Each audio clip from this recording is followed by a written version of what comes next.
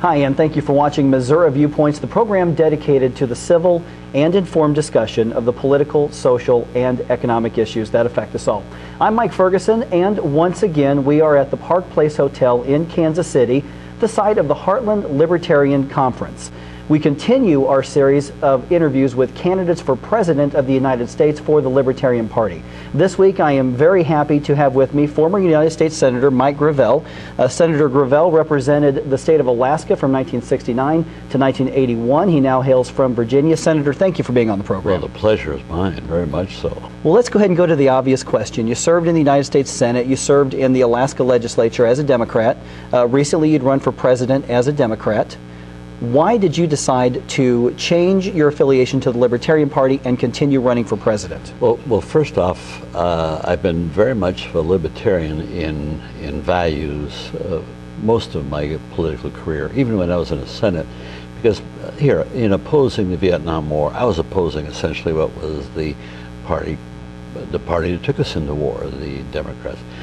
With the nuclear testing, the pipeline, I fought the Democratic leadership at every step of the way. I had started in politics when I was 15 years old, and I had moved into the Democratic circle because I felt it was better than the Republicans. And truthfully, as a very young man, I really was not aware of other parties, truthfully. I only became aware of other parties when I got to Alaska because the Libertarians were well known in Alaska.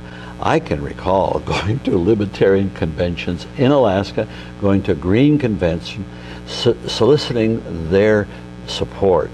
And Ken Fanning was a good friend, big mucky-muck Libertarian, and he was supportive of me. Dick Randolph, I knew he was not supportive, but he did secure public office.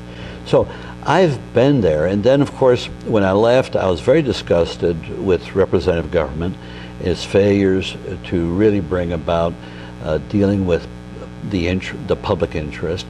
And then when I figured out that the answer was empowering the people to make laws, repeal laws, to share in power, then when I decided to run again to bring this to the attention of the American people, I knew I had to get into the debates. To have filed, and I considered it filed as a Libertarian or as a Green, I just realized that I should file as a Democrat, get into the debates and make my voice heard. Well, it worked. It worked very well until last September when General Electric got in cahoots with Howard Dean, the head of the Democratic Party, and with Hillary and the others because of my charge over the fact that they were setting it up to go to war with Iran, which I exposed. And that's when they ganged up on me, shut me out, and so they made me a non-person politically. And so it made no sense for me to remain. Then I made my mind up to I might as well go Libertarian. That's where my heart was. And so, and I'm delighted. I feel very, very happy. It's like getting a weight off your shoulders. I am what I am. And so I think a lot of Libertarians will get a chance to really probe into that and see where I have been in the past on issues and where I stand right now. Running for president or any office is difficult to start with, to say in the least. Running on a third-party ticket, even more so. How do you plan to reach the public, reach America with the message and with the issues we're talking about right now when you're on a ticket of a political party that has not won a national election? Well, there's always a first time. And let me tell you that the Libertarian Party is closer to the views of the American people than is the Democratic Party or the Republican Party. But those two parties have a monopoly on power. They control the politics, they control the government, and that has to be exposed. And so I think what the Libertarian Party needs is a standard bearer who has government experience, who can expose those parties for what they are, war parties. They're imperialist. They're supporters of the military-industrial complex. And so we are headed for what could be the perfect storm. And that's why I think there's an opportunity now, and that is to put forward the thesis that the Libertarians really represent the views of the American people. Now, not in the extremes, but just stop and think of all the things. The people are fed up with the war. That's what the libertarians are. The people want an end to the torture, an end to government supervision, an end to the Patriot Act, an end to being denied habeas corpus. That's where all the libertarians are and have been forever. So you can go down to a litany of all of the things that the American people are fed up with, and you'll find those are libertarian positions in every instant. That's what needs to be informed. And then you go after the candidates, whether it's Obama or Hillary or McCain, and show them for what they are. And these are not people that are prepared to operate in the best interest of the individual sovereign American citizens. Let's move from foreign policy to domestic policy. Surveys show the #1 concern right now amongst Americans is the economy. Gas prices are through the roof. The value of the dollar is sinking. Obviously, we have the mortgage and the credit crisis going on. If you are elected President of the United States, what principles guide you in addressing these economic issues that face us? The first thing I would do would be, first off, you need to empower the American people to be able to make laws.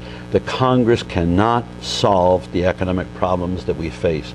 And the first thing that you'd do is to change our system of taxation from a corrupt income tax that advantages Wall Street and the wealth. You realize we tax wages, we tax the income of productive activity, but we don't tax wealth. And that's what has to change. We have to change this country from a consuming nation, which is what we are, we're spending more than we earn, into a savings nation. And this will bring in untold investment, bring about the prosperity and the jobs that, here, our tax structure is what's created the rust belt that we have, and we insist with our healthcare system loading it onto business enterprise, which makes us uncompetitive in the world. These are the changes that must take place. The American people will make these changes, the Congress will not. So the first thing that has to be done is to get the American people to enact the National Initiative for Democracy, which is legislation that I have written. And think of this new approach. What I'm saying is, sure, elect me president, but that's not the most important thing. The most important thing is to elect the American people as lawmakers, and they will do that themselves. And when they're empowered, then all I want to do is be your legislative leader so we can work together and make all these changes that the people would pass in a heartbeat, but the Congress will not bring about. Okay, we have about 30 seconds left in the program.